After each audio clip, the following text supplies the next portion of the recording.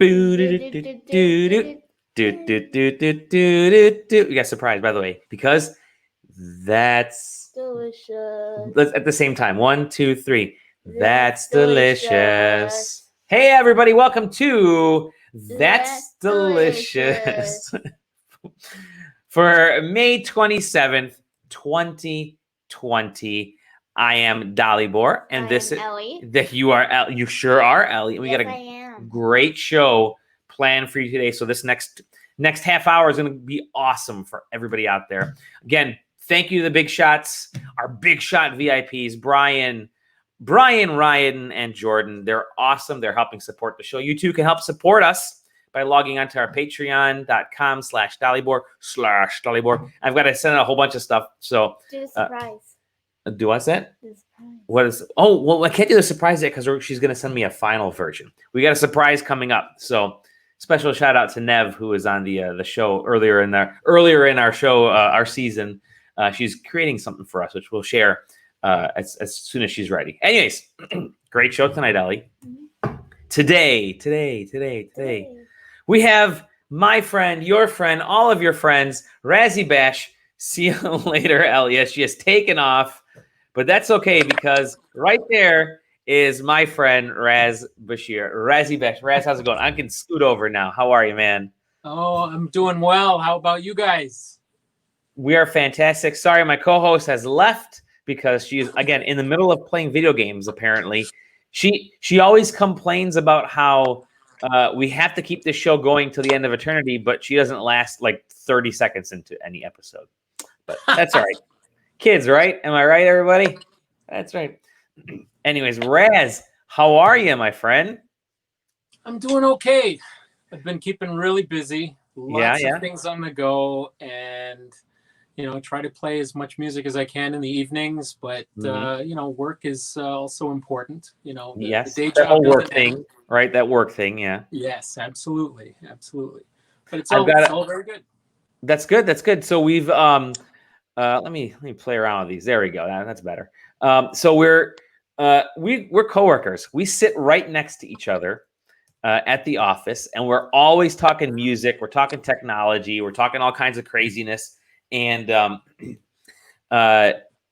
podcast all the time, and I'm obviously I'm charming, and I've charmed you into being on the show. I thought it'd be great to have Raz on the show because obviously he's into music and we love having musical guests on our show. And obviously having Raz would be perfect because he literally sits next to me just like that. He's sitting in his, that's like our desks are that close. We pick on each other at the office. So, but you're at your home office right now. Obviously, a lot of us are working from home. Your office looks way cooler than the office at our office. This is actually a mess. My home office creative is away mess from this room. This is the studio where there's a whole lot of extraneous mess. So like half of what you see is there just to see. Wow. It barely works. It's not functional. It's unplugged. Yeah. Well, very cool. So let's get started right now. Who is Raz Bashir? Who's Razzy Bash? Who are you? How do I know you? What are you even doing here? So I consider Razzy Bash to be like an alter ego of everything that I would want to be if I was a musician. Mm-hmm. And Raz Bashir is the guy who I play during the day, but the role I play at night is Razzy Bash. Razzy Bash is the Clark Kent. Raz Bashir is the Superman. Sure. Very good. So you're a designer by trade, by profession. You are a industrial designer. I think we were born designers. Yes. I think people that design were born creatives. Correct. And whether you're creating something with a pen or a paintbrush or a musical note or an instrument, that's all creativity. And even singing and how you express yourself, it's all creativity. And as a creator, you can never get enough. No. That's so true. I mean, you're always trying to dabble, and obviously we're always being kind of tech junkies. We're always dabbling in something new, whether it's video, whether we're sharing tips on different audio processors, or hey Dali, check out this audio clip I made, or check out this little music video, or give me some tips on how to help me with social media or whatever. We're constantly trying to learn and absorb and create afterwards, whether it's something physical or musical or audible. And so you obviously designer during the day, the Raz Bashir during the day, at nighttime, into the wee hours of the night, one might say, that one being yourself, because you come in the mornings like, I was up so late working on this new song. How late were you up? I haven't gone to bed since Tuesday 2013. But you've created, and I showed the part of the one of the many album covers, I guess you could call it, but not the album cover of the songs that I've purchased on iTunes, but your music. And is that something magical that we're going to see there? Your stack of Razzy Bash CDs, the last remaining Razzy Bash CDs. He has sold every single one. LP and CD. There you go. This is the thing that kind of started it all. There it is. Yeah. Okay, so that's the CD that came out back in 2014. Yep. And this was really created just because we can. You know, I mean, we're in a day and age where, anybody who's got the drive to create something can do it as far as you want to take it. And I've always been in love with, super high quality production and, listening to hi-fi audio and all that sort of thing. So I was intrigued with the ability to put out a CD, albeit, a passe technology by today's standards. I was going to bring that up, right? Yeah, but just the notion that you can do this from your home, I thought was amazing. And I'm not talking about like just burning a CD. I'm talking about a production CD, an actual pressed CD. Sure, right? Exactly. With with the type of thing that we used to pay, $25 for, when we were kids. And it had the best quality audio and all this stuff and blah, blah, blah. The magic and the smell of opening up a CD case. There was something. Yeah, even the smell of the cellophane. Yep. The fact that you saved your allowance to buy this thing, it was a really cool time. And I thought it was a nice piece of nostalgia to just be able to produce some plastic like that. And now everything's gone digital. And we'll have your links up here in a little bit, but you can find all of it over at razzybash.com. But let's get into a little bit of the origin story of why you are into music. So, first of all, I think the problem started. The problem started. I mean, part of the part of the therapy is admitting you have a problem. Yeah, very much so. Very much so. Yeah. So, one of the things that was big when we were growing up, my parents played a lot of music. Oh, did they? Cool. My uncles would buy records like on a regular basis. The radio was almost always on. I had cousins that were playing music. And even one of the very first toys I got was a Fisher-Price record player with the plastic, records that cool, that inspire. And so even from like the age those big like colored records, right? They were like colored records, and you have red, a disc, and you put it in a device and it plays music. That to me was the most amazing thing. And even today, that hasn't changed for me. I still love playing a disc, and but as an early thing, we were kind of encouraged to listen to music, but we weren't encouraged to get completely immersed in it. Interesting. Growing up as a youth, I was never encouraged to join a band or even study music, with the idea that I think my parents knew that I would completely focus on that. Oh, if they had let you, you would have been glued to it. Sure. I would have been, just like anybody is stuck to any kind of passion, they would be full throttle into it. And so the thing that my parents did was they kind of said, okay, you can buy all the music, but you can't like join any bands or take any classes or anything. Don't worry, you gotta worry about your academics. And I resented it then, but in a sense, they were just trying to make the right choice of making sure that I don't stray away from my other creative things. Sure. And I think it's a matter of discipline. It's hard to be a creative and disciplined in a traditional sense. I mean, when I create stuff, it happens, and it happens at any time of the night, and there's no real structure to it. Sometimes you are just inspired to carry on with an idea because you just believe in it. Sure. And it strikes a nerve or a chord, or no pun intended, but it actually sometimes when you hit the right note, it actually brings a tear to your eye that you got exactly what you wanted to hear. And that to me is a really nice effect. But so growing up, I didn't get to feel that, but many years later, when I had the means to acquire a bunch of instruments and toys and things, I really got into it. But I have to say this: I didn't get this much into it until I met the right people. Really? And the people were Your the pusher, people if you might say, yeah. So there was a pusher involved. And for like any good drug, you have people. And so one of my colleagues, one of our colleagues, Mike Dearman, he's one of the guys that introduced me into the home studio. And as soon as I saw that, I'm like, oh my God, I've got to get into this. And only because he proved to me that it's in the realm of affordability. I mean, like what normally would cost, if you go back to the 70s and 80s, what would be like millions of dollars in studio equipment is now, maybe thousands. Yeah, it's at our fingertips, available, and easier for us to put in our homes. Right. If you can afford a computer, you can afford a studio. Yeah, and that's what it comes down to. And so it's not a huge deal. And I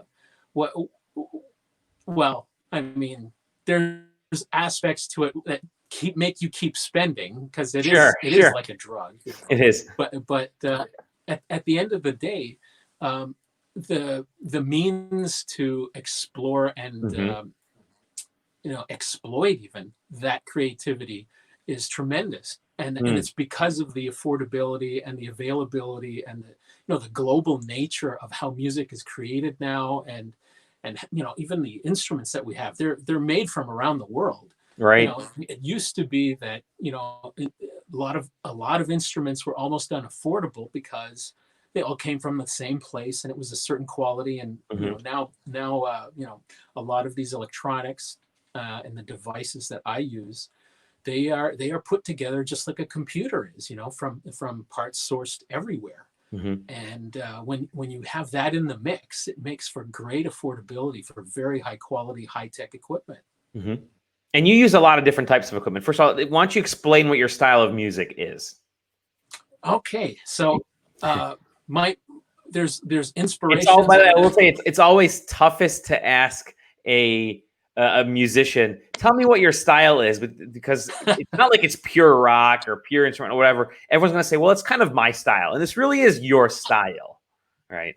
So the way I make music is I pretend I'm like someone, So I love Gaga. I knew it. I love guitar work. Okay. So I pretend to play like certain artists. I primarily enjoy guitar the most, but because of the way I create music, a lot of it uses electronica typed tools. Sure. And so I will use drum machines. I will use hip hop. I will use influences like disco and pop and underground techno to back up a certain type of track.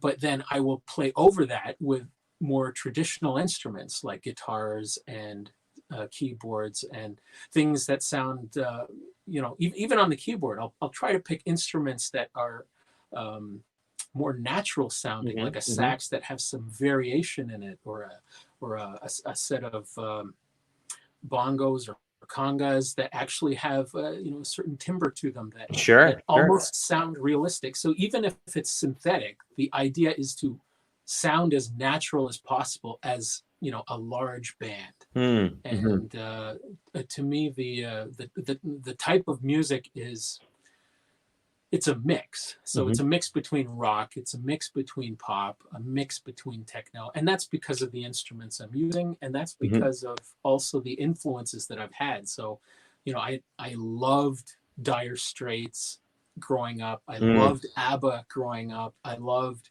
you know, AC/DC, and I loved Iggy Pop. And I loved just a variety of acts. And I mean, even throughout the 80s, I listened to a lot of dance music as well as pop. And the thing that intrigued me was, you don't have to settle on a genre. You can create anything that sounds good to you. And I find that for me, even coming from a South Asian background, for me, mixing those sounds is where you get the best concoction, the best cocktail. So to me, it's just, it would be a travesty to limit yourself when you have so much available to you.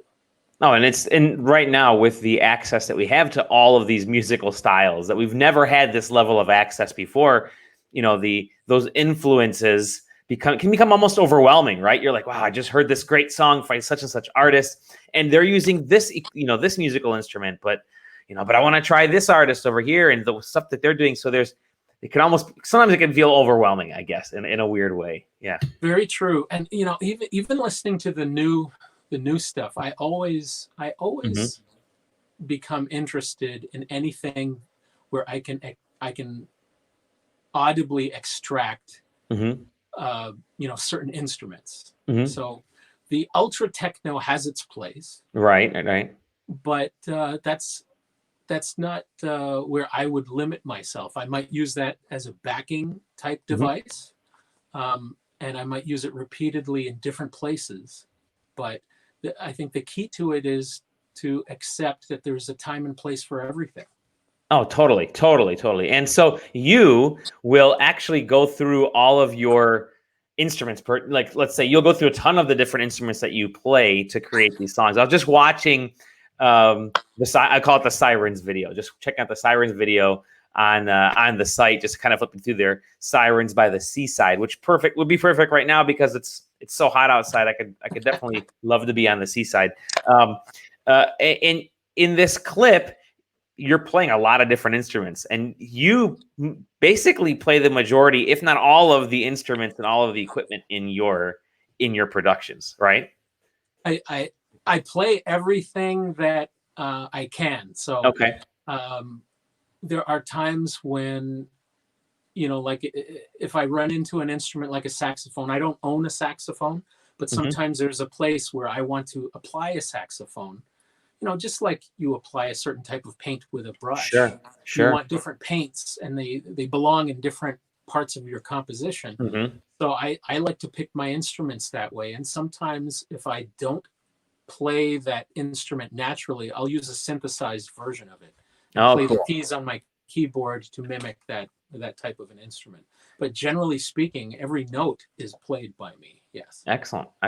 So you've created music, you've put out CDs. We're now in this digital world where most of the stuff is on Spotify or Apple Music or Deezer or where else. Tell me what that transition has been like for yourself going to these types of things. Have you noticed a different type of listener or creating music differently? I mean, I'm just curious how that process has been. Make you think on the spot here. I think the process is actually quite different today. Okay. When I listen to an artist, I very often have to research different places where they've got content. Oh, interesting. And you know, there are certain artists that I've met because of, you know, what I do. You know, things that wouldn't have happened had I not been myself trying to create content. And so of the content creators that I have met, many of them operate in the same way. Hmm. And what's really interesting to me is that I think the industry as it stands is very different today than it was, say, 20 years ago. Yeah, maybe even 5 years ago in a weird way, right? Sure. I mean, the way an artist is cultivated is it's hit and miss whether or not you will know that they exist and how good they are. I find that the best secrets are still kept as secrets, which is a shame. I've met a few people that are extraordinary musicians, and they've remained online, you know, as you know, as private folk artists, if you will. Okay. And I, you know, I appreciate everything that they do, but at the same time, it's very difficult to seek out new artists on the radio. I find that I have to actually go to these, you know, underground stations, and there's different sites like you know, where we record music, like CD Baby or SoundCloud, and there's a bunch of places where artists can post stuff, and it's there where you actually find the new music, and it's very often that some of that music is just not popularized, but it's outstanding. It's fantastic. Sure. Definitely. Yeah. So your album is out there. You can go to Razzy Bash and check out Raz's albums. He has songs on there, video clips on there. Highly recommend checking out that stuff. Well, actually, a question here. He's got a theme. My friend Eric says he's got a theme in his head that he needs for a project. Do you do that type of work? Do you do sort of these kind of smaller project works if people ask you? You know, in my earlier years, yeah, I did exactly that. Okay. I would actually help out people that needed a track for some kind of presentation. Sure. And oddly enough, we did that at our office even, you know, like if there's a presentation that needs some kind of backing track or, you know, some kind of promotional slant to it, then I will actually sometimes I'll create my own stuff for presentations that I use outside. Sure. Okay, well, I'd love to hear some of the stuff that you're playing around with, because you obviously invited us into your music studio and you're holding drumsticks in your hand. Yeah, I think that was a mistake. So let me show you a little bit of what I do. So on the ground. Oh wow. So there's all this gear, and there's like wires all over the place. So, you know, I have to make creative person needs a mess of wires, correct? I have to make it a point not to trip on any of these things, but there's wiring all over the floor, and that's primarily because what I do a lot in my creation is you know, in the creative earlier parts of music, I will actually use a series of loopers. I've got about 5 loopers that are all interconnected. Oh, wow. To each instrument. And when I work that way, I can create and build things all by myself without having to record different parts at different times. I can do it all kind of like at the same time in my head. It's things get created very quickly. A quick demonstration for you. So a good comment, by the way, from our mutual friend Elliot Sabat, DJ L, says spoke to you about this about a year or two ago. It's good to see us talk about that. So good, always good to chime in there. And I like you got the Razzy Bash shirt in the background. That's fantastic. So here we go. We got the get that merch over at Zazzle, by the way. That's right. Yeah, you can find that kind of a T-shirt at Zazzle.com. I don't normally wear it because it's like, it's kind of weird. Yeah, you stare yourself in the mirror. You'll be like, I know that guy. All right, let's hear you play something. So I'll start off with something really simple, and it'll almost be like the effect of a metronome, you know. So I'll just. All right. So give me a second. So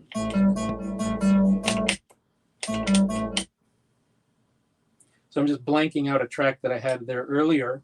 Okay. But So I'll activate the loop, and as soon as I start punching in something, it'll start recording, and then I'll stop the loop. Huh.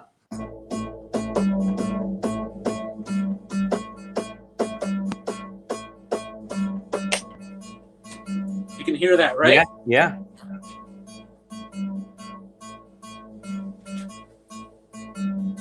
Okay, then I'll move over to some drums. This is so cool to watch. It's so cool.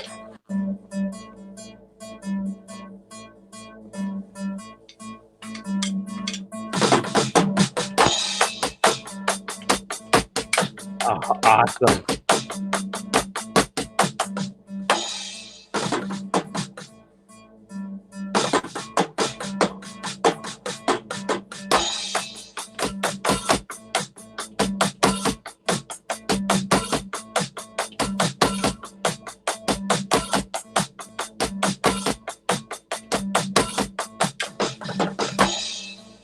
So that I'll start recording in Sure. another track. Oh, that's so cool. That's I'll so cool. I'll just fire that up on another loop.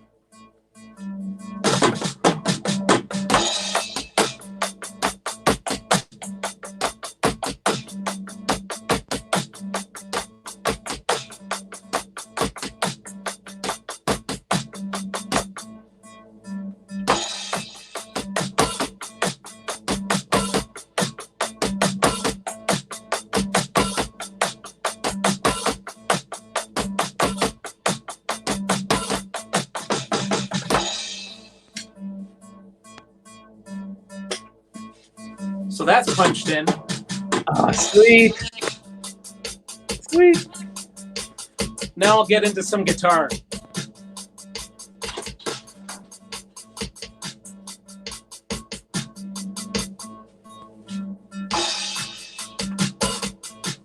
Oh, I'm enjoying this tune too.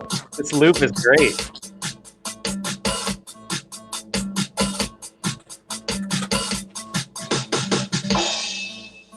What kind of guitar do you have that you use in there? So this is a Line 6 Variax. Okay. The nice thing about this is it can sound like many different guitars. Mm-hmm.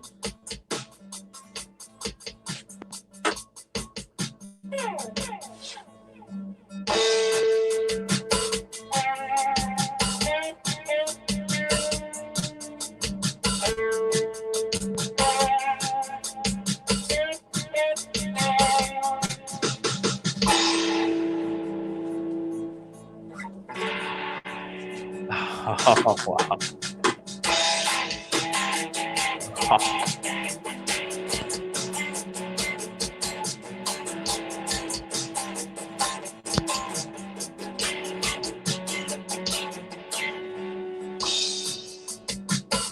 Dude, so awesome. I'll just change up the sound a little bit.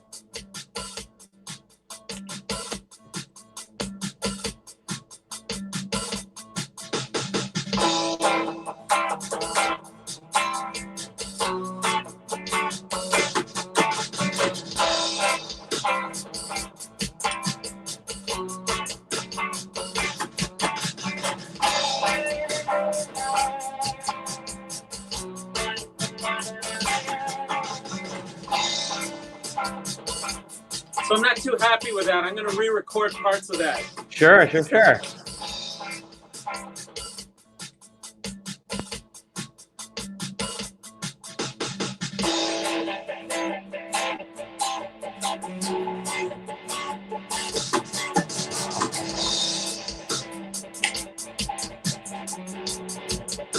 That is great. Oh my gosh.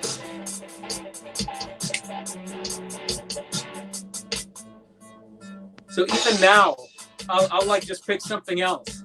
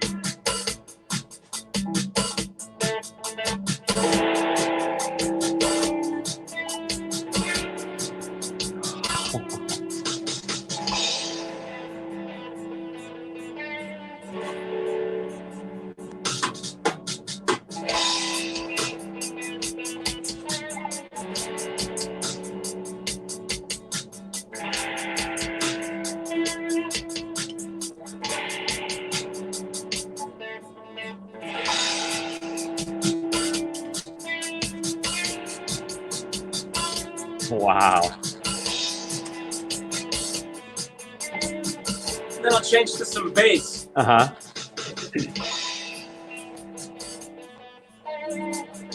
He's doing this all at once, every instrument. This is amazing. My mind is blown.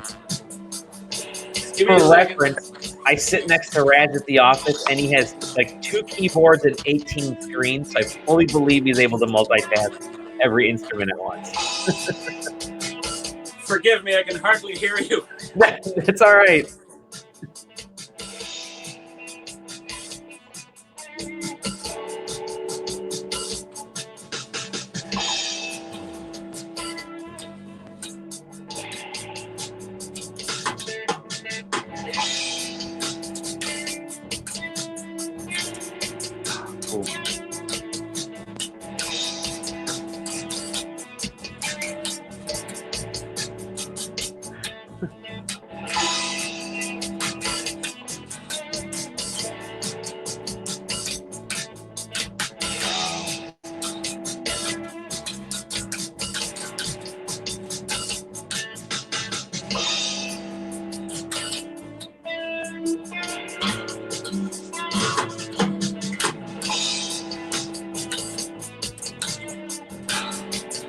This is so cool. My head is not stopping from bobbing up and down. This is great.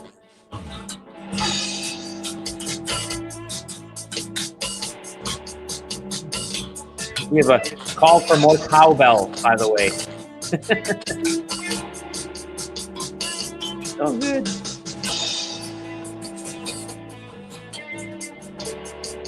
Oh, wow. He's like making this full tune here. So awesome. And that's it. That's amazing. Hit the print button and it's #1 on iTunes. That is awesome, man. Very cool, Raz. You're getting a clap from me and the studio audience. Mostly me because there's no studio audience here yet, but we'll get there. So you'll record this, you have your loops, you can just kind of jam out to it over the length of a whole day if you feel like it, basically. Well, that switching and things therein up. lies the problem. You can spend forever doing that. You know, that's just a couple of things on my head. But, you know, I mean, you can change up the drums, you can change up the guitar, you can change up the synth, you can, and that's just from a couple of notes. Unbelievable. One-man band right there. Raz, thank you so much. Let me put up your information here. My pleasure. You can check them out over. Let me hide some of the banner here. Let me put that guy away there. But yeah, feel free. You can check them out over at Razzy Bash, wherever music is sold or streamed on iTunes, Apple Music, Amazon, all that stuff. Just go to razzybash.com. You'll find all the links there. You'll check them out on YouTube, Facebook, Twitter, Instagram, all over the place. Raz, it has been awesome to have you on. So fantastic. The song is stuck in my head. The music is that you created is you're gonna have to make this MP3 so that I can put it on my phone and listen to it on my drive into the office, which right now is just walking to the car and back. But very cool. Thank you, Raz. Thank you so much. My pleasure. Thank you very much, Dali. I appreciate it. All right, take care. Have a great night, Raz. All right, we'll see you later. See ya. Wow, that was that was fantastic. Waiting for Eliana to come back so she can do her joke of the day. But again, make sure you guys check out all of Raz's stuff. It's fantastic. I mean, it's just so awesome to have Raz on here and listen to that whole process. Are you coming, kiddo? She's playing video games with her. Anyways, so yeah, I mean, to watch this creative process go by, it was so cool. We watched it live. Amazing. I think there's some amazing stuff that, I mean, you could sit at home and just kind of play things and loop it. Kudos to Raz. Yeah, I mean, Eric, totally. Yeah, I might have to hire him myself. Totally agree. There's some awesome stuff. He's got so much great work that he's done. And Raz is an incredibly likable dude. We're always talking about technology and stuff at the office. So, hey, my co-host is back. Perfect timing because it's time for Eliana's joke of the day. Ellie, tell us the joke of the day. You can't run through a campsite. Why can't you run through a campsite? You can only ran because it's past tense. You can't run through a campsite. You can only ran because it's past tense. That is, I love me some grammar jokes, and you did a good grammar joke. This has been Eliana's joke of the day. Wait, we have a Macklish word of the day, which is basically the stuff that my parents say when they just jumble a bunch of words. Knows. Yeah, I say it every time. For the new viewers, we have new viewers. Amanja. Ammonia. If you go outside and you stay out in the cold, you're going to catch ammonia. Instead of pneumonia, it's ammonia. This has been That's Delicious. Thank you to Raz for joining us tonight. So awesome to hear musical genius at work. And yeah, go ahead, Allie. You can go ahead and click the button. Eric is laughing because your jokes always take the cake. We love you all. Remember, anger goes away, sadness goes away, but what's forever? What's always there, Ellie? Love. You always love something. You never stop loving. And we love you guys. We appreciate everybody. We'll see you on the next episode. Who knows when that may? Maybe tomorrow. Maybe we'll do something fun tomorrow. Maybe we'll wait till Sunday. I know we're supposed to only go Sunday to Wednesday, but we have fun doing this. So we'll see. Maybe we'll do something tomorrow. I don't know. We'll get some great guests on as well. Take care, everybody. We love you. See you on the next episode of That's Delicious. Bye everyone.